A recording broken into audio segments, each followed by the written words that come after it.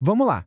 Hoje a gente vai mergulhar num assunto que é, olha, bem complexo e, para muitos, super controverso, que nasceu ali nos cantos mais escondidos da internet, a neorreação. Para a gente conseguir entender de verdade o que esse movimento defende, o melhor caminho é ir direto na fonte, nos seus princípios mais básicos. E o nosso ponto de partida é essa frase aqui, que já chega dando um nó na cabeça. Foi dita por Patrick Friedman, um nome importante nesse meio. Ele sugeriu essa ideia de um iluminismo sombrio, mas politicamente correto.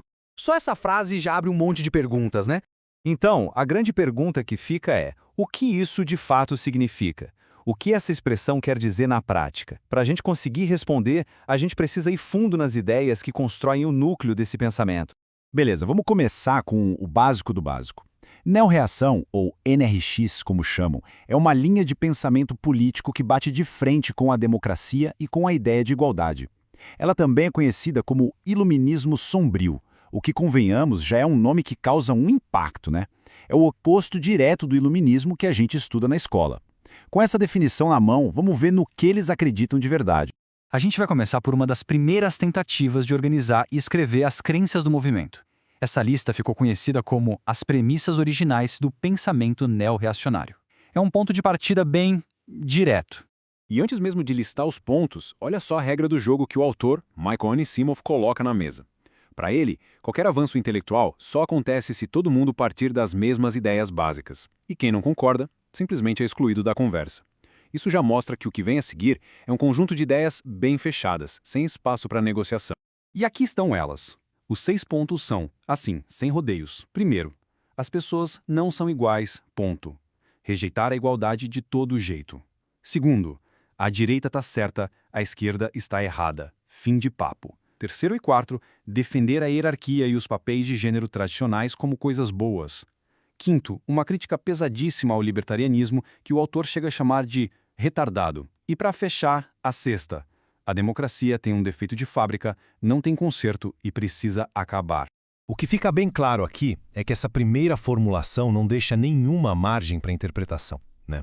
É uma declaração de princípios que se recusa a ser moderada, que estabelece uma base radical, sem meio termo, para essa ideologia.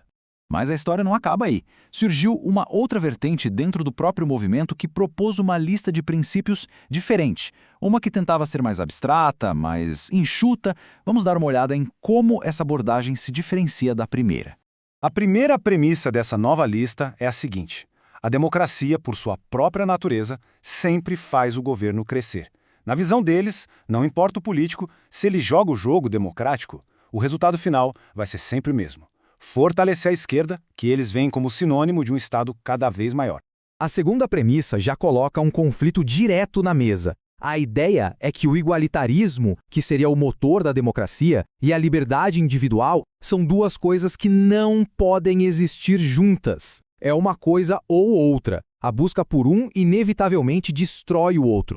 E aqui a gente chega na terceira e talvez na ideia mais importante dessa versão. A solução para os problemas não é tentar consertar o sistema por dentro, mas sim abandoná-lo. E isso nos leva direto a um conceito central para eles, o princípio da saída. Certo, então vamos focar nisso. O conceito de saída é a peça-chave, o principal mecanismo estratégico do pensamento neorreacionário.